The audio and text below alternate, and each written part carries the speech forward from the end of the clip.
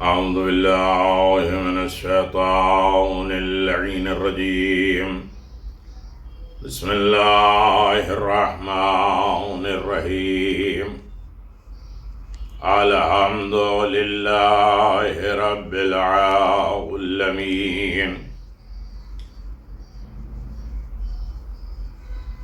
الصلاة والسلام على النبي الكريم وعلى آله الطيبين الطاهرين المعصومين المنتجبين ولعنة الله على أعدائهم من الآن إلى قيام يوم الدين آمين يا رب العالمين.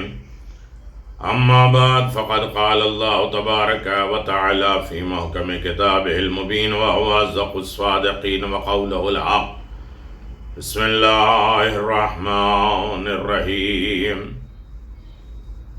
يا أيها الذين آمنوا كتب عليكم الصيام كما كتب على الذين من قبلكم لعلكم تتقون. صدق اللہ العلی العظیم وصدق رسولہ النبی الکریم.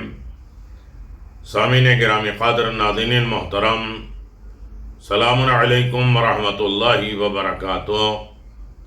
30 روزے 30 پیغامات آپ کی خدمت میں بیان کرنے کی سعادت حاصل کی جا رہی ہے. 17 ماہ رمضان عظیم ترین عید کا دن، جشن کا دن.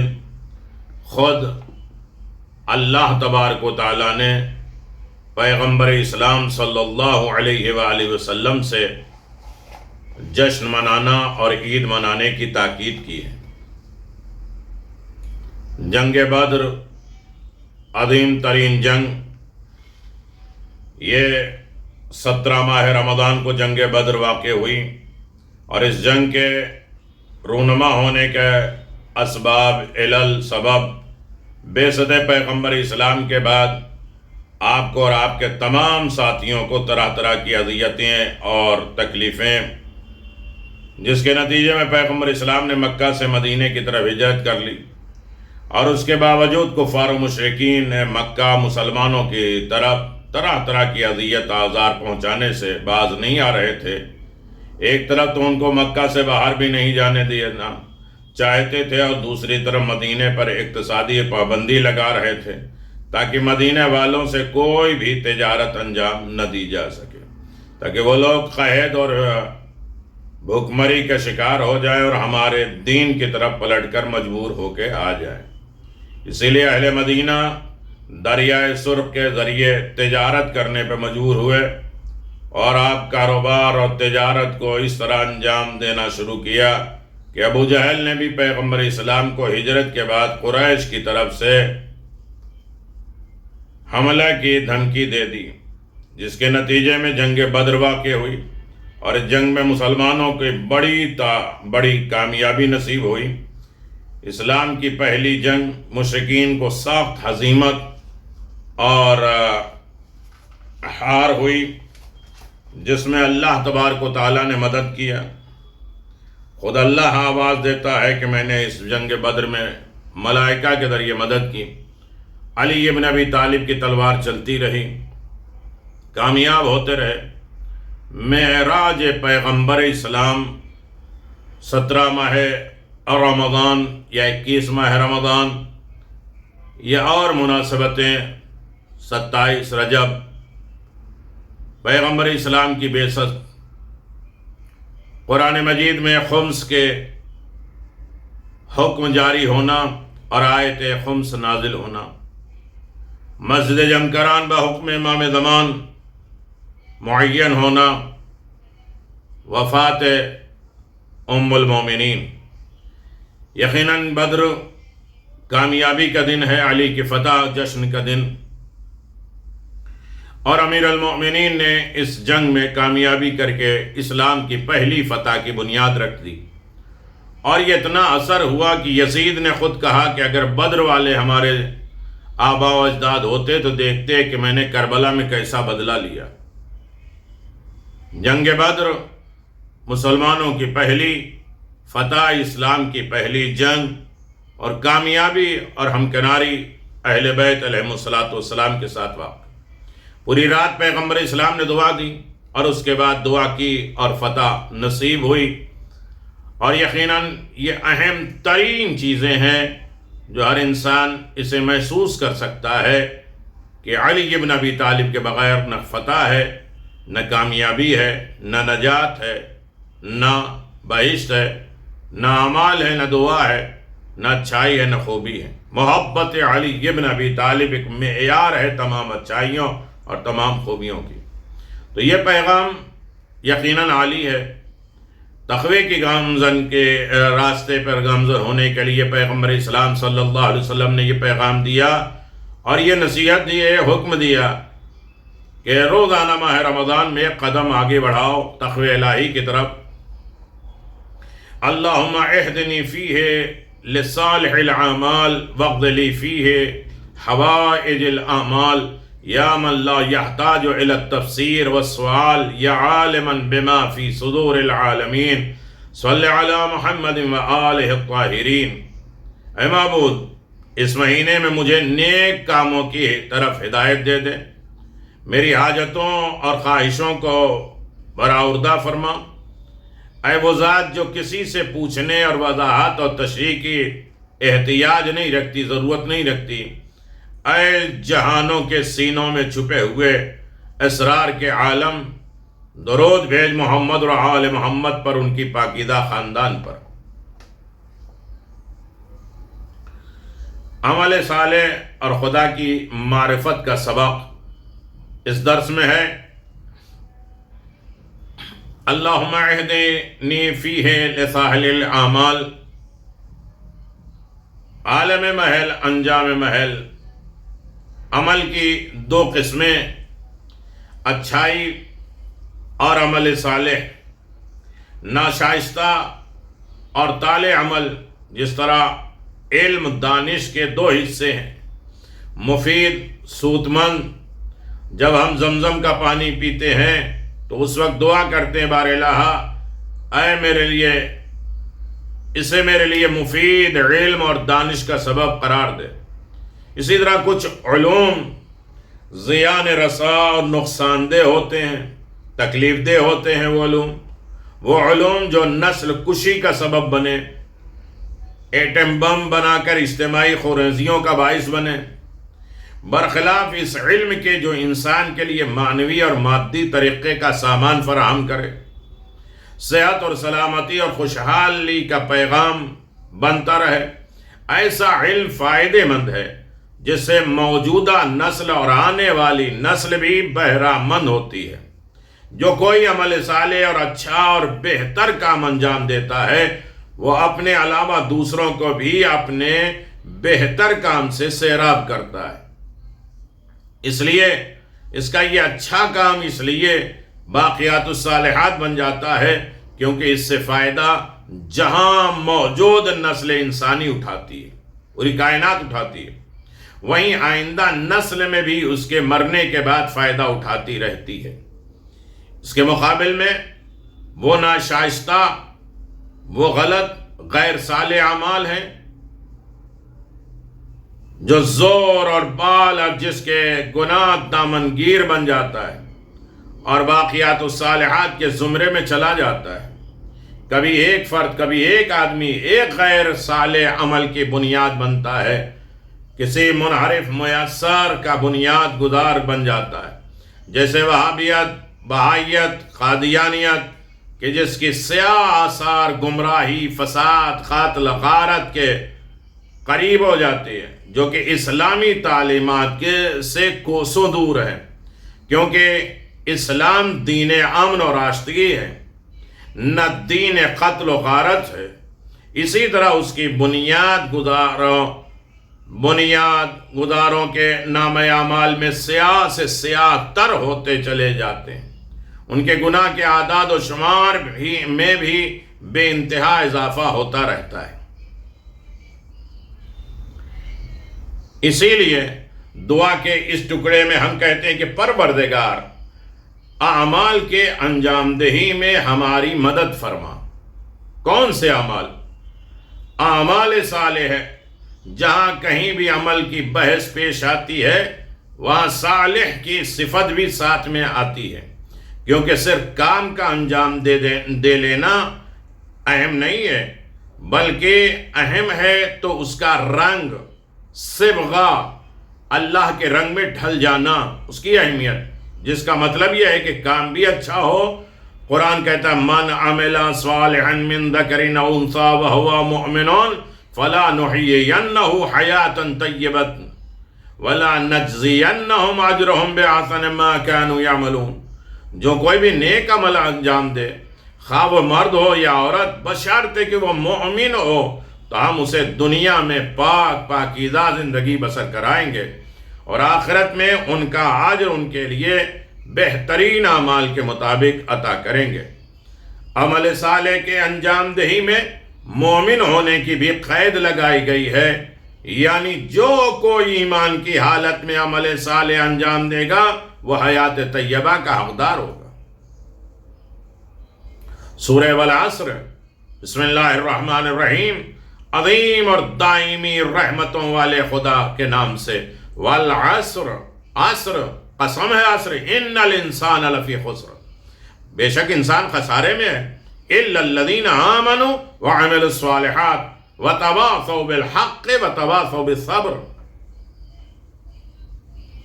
علاوہ ان لوگوں کے جو ایمان لائے اور انہوں نے نیک اعمال انجام دیے، ایک دوسرے کو حق اور صبر کی وصیت اور نصیحت کی۔ ایمان کا وجود عمل کی قبولیت کے لیے شرط اول ہے۔ کوئی اچھا کام تو کرے لیکن ایمان نہ رکھتا ہو تو اسے بہشت کی توقع نہیں رکھنا چاہیے۔ ایمان ہے تو عمل صالح، عمل صالح ہے تو ایمان ہونا چاہیے، اگرچہ اس کے مثبت آثار کو دیکھے گا، لیکن بہشت میں داخل ہونا فقط ایمان سے شرط نہیں ہے۔ من یعمل من الصالحات من ذکر او انثی وهو مؤمن فاولئک یدخلون الجنہ ولا یظلمون نقیرا، اور جو بھی نیک کام کرے گا چاہے وہ مرد ہو عورت، بشرطے کہ وہ صاحب ایمان بھی ہو، اچھے کام کرے، نیکوکار بنے لیکن صاحب ایمان بھی ہو، ان سب کو جنت میں داخل کیا جائے گا، ان پر ذرہ برابر ظلم نہیں کیا جائے گا۔ عمل صالح انسان کے لیے باقی بچے گا، اور اس کا کام تجسم، جسم بنا کے مجسم اختیار کرتے ہوئے قیامت کے دن اس کے سامنے ہوگا، چاہے اچھے ہوں یا برے۔ خدا سبحان کا ارشاد ہے فَمَن يَعْمَلْ مِثْقَالَ ذَرَّةٍ خَيْرًا يَرَهُ، جس نے ذرہ برابر بھی نیکی کی وہ اس کی جزا دیکھے گا، وَمَن يَعْمَلْ مِثْقَالَ ذَرَّةٍ شَرًّا يَرَهُ، اور جس نے ذرہ برابر بھی بدی کی ہوگی وہ بھی اسے سزا کو دیکھے گا۔ امام جواد علیہ السلام نے فرمایا الناس فی الدنیا بالاموال وفی الآخرت بالاعمال، جس طرح لوگ دنیا میں مال کے پیچھے بھاگ رہے ہیں، آخرت میں اپنے اعمال کے پیچھے بھاگیں گے، شامال مل جائے۔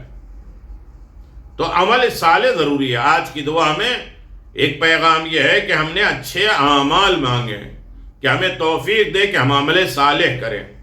وَاقْضِ لِي فِيهِ حَوَائِجِ الْأَعْمَالِ، ایک ہے عین سے اعمال، عمل، اور ایک ہے الف میم لام عمل۔ عمل طول حاجت، طول امید، حوائج فعلی موجودہ ضرورت کو کہتے ہیں، جیسے کوئی گھر چاہتا ہے ہو کہ شادی کا ارادہ رکھتا ہو، مالی طور پہ امیر ہونا چاہتا ہے، لیکن آرزو اور اعمال بالان مقصد ہدف اور دور رس نتیجے کو کہتے ہیں۔ دعا کے اس ٹکڑے میں ہم کہتے ہیں پروردگار ہمارے موجودہ جو ہماری ضرورتوں کو بھی پورا فرما، اور ہمیں ہماری آرزوؤں تک پہنچنے میں ہماری مدد فرما۔ جو ہماری آرزو ہے، محشر ہے، آل محمد کی محبت ہے، زیارت ہے، قرب الہی ہے، لوگوں کی خدمت ہے، ہمارے پاس دولت آ جائے تو دین کے کام آ جائے، لوگوں کے کام آ جائے، ہر یہ کام کر لیں، یہ امیدیں آرزوؤں میں خدا ہماری مدد کرے۔ بے شک خدا کے لیے کسی بھی کام کے انجام دینے میں سخت نہیں ہے، اس کو کسی سے لے کے دینا نہیں ہوتا ہے، اور اس کے ارادے کرتے ہی وہ چیز صیغہ وجود میں آ جاتا، کون فیکون، وہ کہا، سوچا، ارادہ کیا اور وہ چیز ہو گئی۔ تو ہمارے ارادے میں خدا ہی کی مدد ہوتی ہے۔ یا من لا یحتاج الی التفسیر والسؤال، اللہ اکبر۔ اے میرے کریم پروردگار، اے میرے خالق، اے میرے مالک، شرح و تفسیر کا محتاج نہیں ہے، مجھے اس لیے چاہیے اور یہ وجہ چاہیے، میں ایسے کروں گا، میں وہ کروں گا، تو یہ دے دے، اسے تشریح کی ضرورت نہیں۔ آج کسی 10 روپے مانگ لیجئے، وہ پوچھے گا کیا کرو گے، کیسے کرو گے، وہاں کیوں نہیں ہوا تھا، وہ کام کیوں نہیں ہوا تھا، کام کیوں نہیں کیا تھا، محنت کیوں نہیں کیا تھا، اور نے وہ مسئلہ ضائع کیوں کر دیا، وہ نوکری چھوڑ کیوں دی۔ اسے تشریح، شرح، تفسیر کی ضرورت نہیں پڑتی۔ جو نہیں جانتا، جبکہ خدا کے لیے کوئی چیز پوشیدہ چھپی نہیں ہے، خدا کے لیے غیب، شہود، سر، علن، عنا، عیان، نہا، اشکار، پوشیدہ، درون، بیرون، اندر، باہر، چھپی، باہر، اوپن، انفس، آفاق، نفسوں میں، معاشرے میں، سب ایک جیسے ہیں، سب اس کے سامنے کھلے ہیں۔ پروردگار سبھی باتوں سے آگاہ ہے، چاہے زور سے کہی جائے یا آہستہ سے، راز سے کہی جائے یا دل کھول کے کہی جائے، دعا میں کہی جائے یا مناجات میں کہی جائے، کانوں میں، حتیٰ کہ ذہن، دل میں خطور کرنے والے خیالات اور افکار بھی آگاہ ہیں۔ ارشاد باری ہے، عالم الغیب والشہادت الکبیر المتعال، وہ غائب، وہ حاضر، سب کا جاننے والا ہے، بزرگ اور بالا ہے۔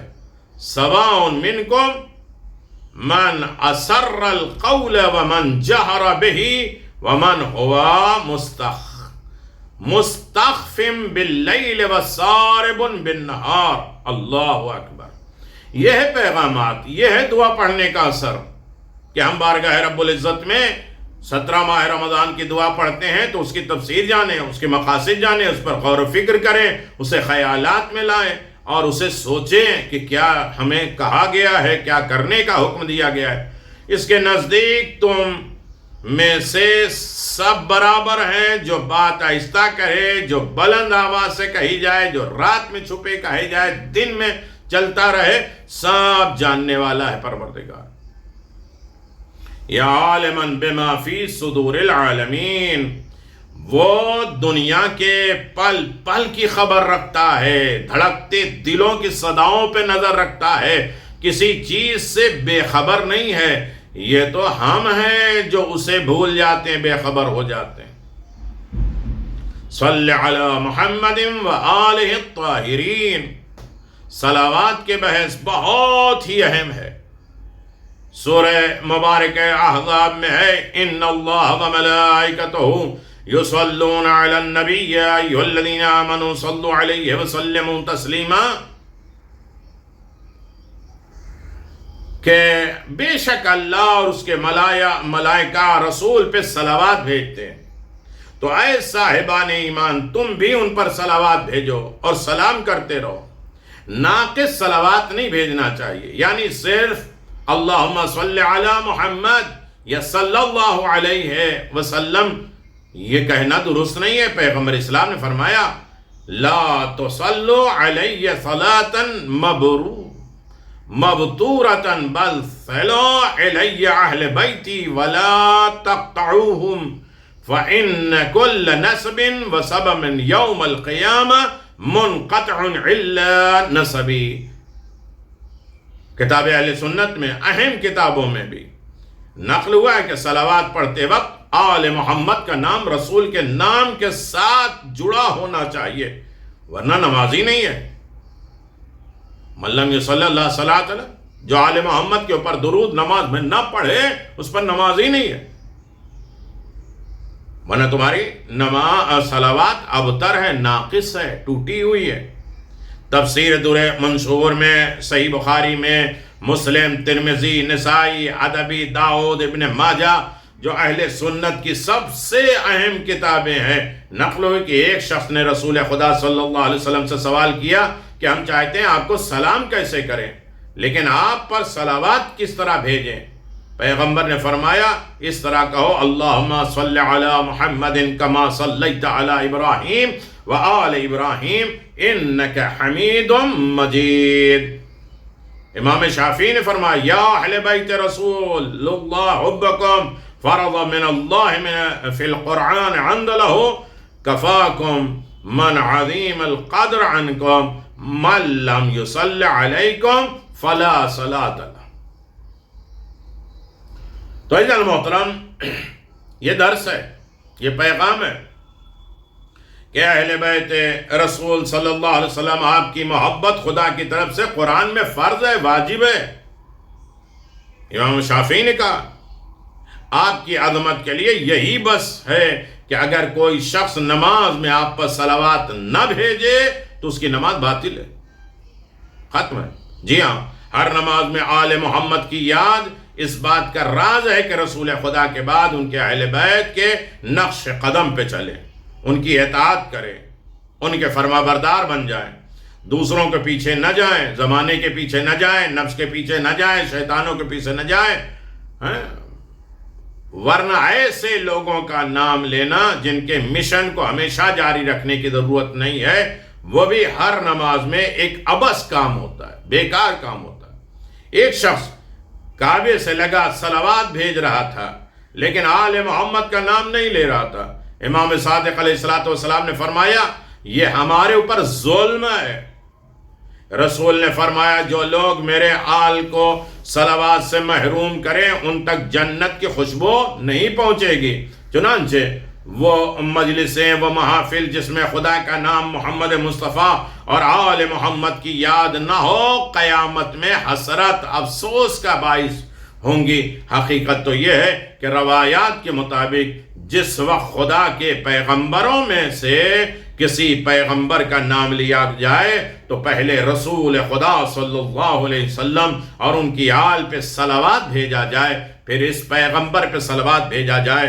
رسول خدا صلی اللہ علیہ وسلم نے فرمایا حقیقی کنجوس وہ ہے جو ہمارا نام سنے اور صلوات نہ بھیجے۔ ایسے شخص سب سے زیادہ جفا کرنے والے ہیں، سب سے زیادہ بے وفا ہیں، ظلم کرنے والے اور وعدہ وعید کے خلاف ہونے والے ہیں۔ پیغام کیا ہے؟ صالح اعمال کی جانب، اچھے اعمال کی جانب خدا کی ہدایت چاہیے کہ میرے اللہ مجھے درخواست ہے کہ تو مجھے اچھے کاموں کی طرف، نیک کاموں کی طرف، صالح اعمال کی طرف لگا دے، اور ہمارے حوائج آرزو کی قبولیت کی درخواست ہے، اور خدا شرع اور سوال کی ضرورت نہیں جانتا ہے، اس سے مانگ لو۔ دعا میں صلوات دعا کی قبولیت کی ضمانت ہے، اور دعا کی قبولیت آرزو کے پورا ہونے کی شرط یہ ہے کہ ہم اپنی امیدوں کو صرف اور صرف خدا سے وابستہ رکھیں، اپنی طاقت، ہنر، اپنے رشتے، اپنے قرابت دار، اپنے ہوشیاری سے نہ رکھیں، بلکہ اپنی تمام امیدیں اپنے خداوند عالم سے وابستہ رکھیں، تو یقیناً ہر منزل پر ہم کامیاب ہوں گے۔ وآخر دعوانا ان الحمدللہ رب العالمین وصلی اللہ علی نبی الکریم وعلی آلہ الطیبین الطاہرین۔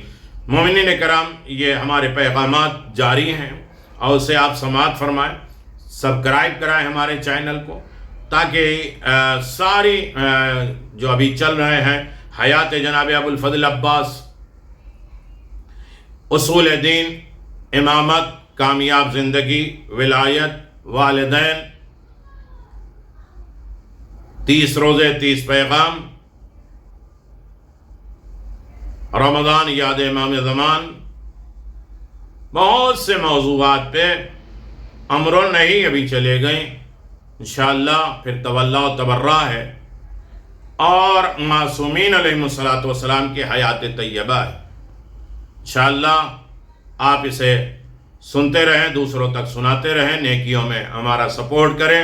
صرف ایک گزارش ہے کہ سبسکرائب کریں میرے چینل کو، اور یقیناً تاکہ ہمیں واٹس ایپ پہ سب کو الگ الگ میسج نہ بھیجنا پڑے، آپ خود اس کی طرف متوجہ ہو جائیں۔ یہ ریکویسٹ ہے، یہ گزارش ہے۔ السلام علیکم ورحمۃ اللہ وبرکاتہ۔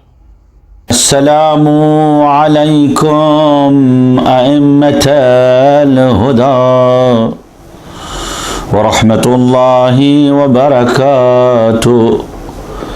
أستودعكم الله وأقرأ عليكم السلام. آمنا بالله وبالرسول وبما جئتم به ودللتم عليه، اللهم فاكتبنا مع الشاهدين.